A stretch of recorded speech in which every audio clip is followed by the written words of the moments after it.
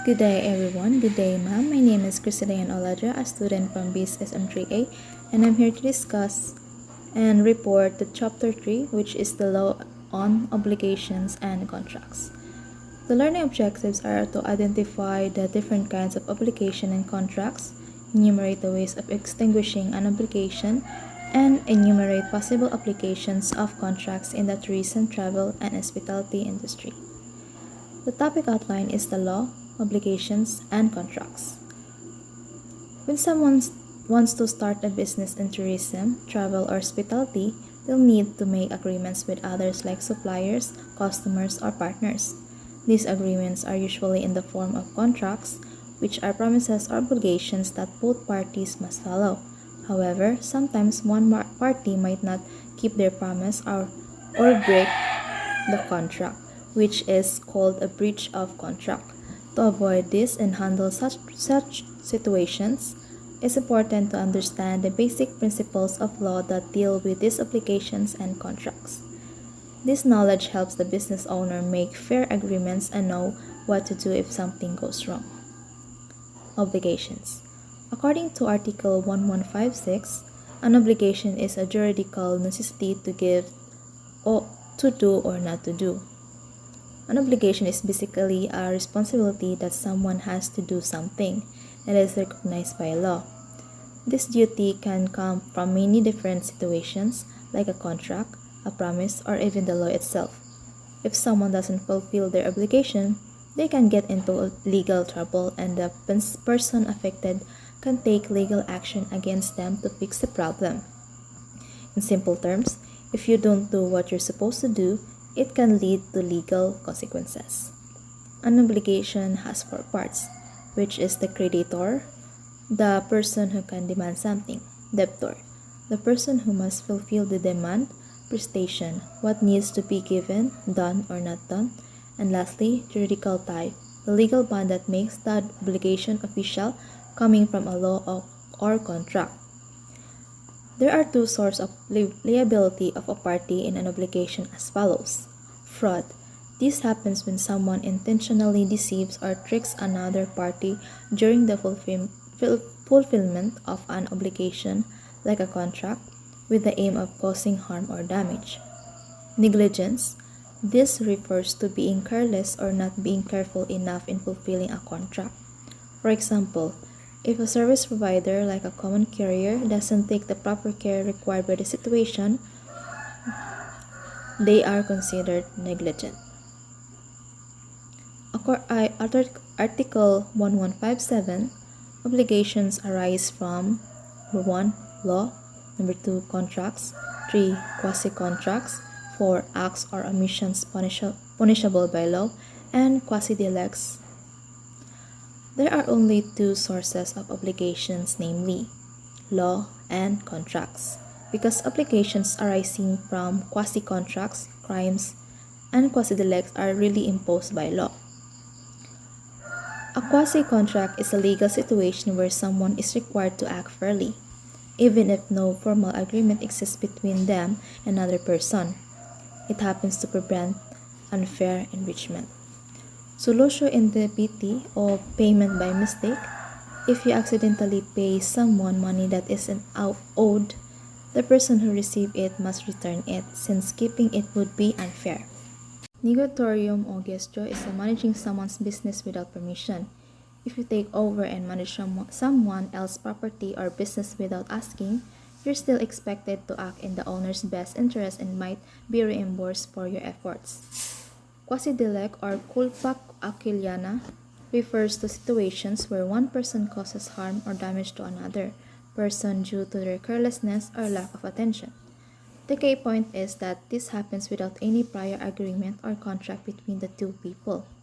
It focuses on the fact that someone acted negligently, and as a result, someone else suffered harm. Even though they weren't connected through a contract, essentially it's about holding someone responsible for their actions when they cause damage through negligence. There are two kinds of the classification obligation, which is the primary and secondary. For primary classification, we have pure and conditional obligations, obligations with a period, alternative and facultative obligations, joint and solidary obligations, divisible and indivisible obligations, and obligations with a penal clause. For secondary classification, unilateral and bilateral obligations, real and personal obligations, civil and obligations, and legal, conventional, and penal obligations. A pure obligation is one where there are no conditions or specific dates. It means the person making the promise has to fulfill it immediately. For example, Ariel promised to pay Brenda 1,000 pesos without any conditions or wasting time. A conditional obligation depends on a specific event or condition happening. If the condition is met, then the promise will be fulfilled. For example, Carl promises to pay Brenda 1,000 pesos only if Darren continues to be an outstanding employee in May. An obligation with a period is based on a set time or deadline. The promise is only due after the specified time passes. For example, Alfredo promises to pay Brittany 5,000 pesos on or before December 30, 2007 as part of an incentive program for employees. Joint obligations involve multiple creditors or debtors, but each person is only responsible for their share.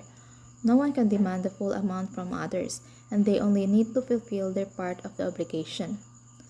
Solidary obligations are when there are multiple debtors or creditors, and each one is fully responsible for the entire obligation. Any creditor can demand the full amount from any debtor, and each debtor has to fulfill the entire obligation. Modes of distinguishing obligations. Article 1231. Obligations are extinguished by payment or performance, by the loss or of the thing due, by the condonation or remission of the debt, by the confusion or merger of the rights of the creditor and debtor, and by compensation and by novation. Other causes of extinguishment of obligations such as annulment, rescission, fulfillment of a resolutory condition, and prescription are governed elsewhere in this Code 1156A. A fortuitous event, also called force majeure or caso fortuito, is something unexpected and beyond a person's control, like a natural disaster or an accident, that prevents them from fulfilling an obligation or promise. Because it's outside of their control, they are usually not held responsible for not doing what they were supposed to. In simpler terms, if something happens that no one could have predicted or stopped, it's not their fault, and they are excused from liability. Fortuitous event can happen because of two main causes, which is the by nature and by the act of man. By nature are things that happen in nature that no one can control. By the act of man are things caused by human actions. Contracts. Article 1305. A contract is a meeting of minds between two persons whereby one binds himself with respect to the other to give something or to render some service. The essential elements of contracts are consent, which is manifested by meeting, object certain, which is the subject matter of the contract, and cause of the obligation, which is established. Characteristics of contracts, which is the mutuality of contracts. Both parties must agree and commit for a contract to be valid. Autonomy of contracts, which is the parties can set their own terms, as long as they don't break the law or go against public rules. Relativity of contracts. A contract only affects the people involved, except when it benefits someone else, like a beneficiary. Consensuality of contracts. A contract is made just by agreement or unless it's a special type requiring formalities. Obligatory force of contracts. A contract is legally binding and both parties must follow it or risk legal action. Classifications of contracts. According to the relation to other contracts, which is the preparatory, principal, and accessory. Number 2, according to their perfection, which is the consensual and real. Number 3, according to their form, we have common or informal and special or formal. Number 4, according to their purpose, which is the transfer of ownership, conveyance of use, and rendition of service. Number 5, according to their subject matter, things and services. Number 6, according to the nature of the vinculum which they produce, which is the unilateral and bilateral. Number 7, according to their cost, onerous and gratuitous. Number 8, according to the risk involved, which is the commutative and aleatory.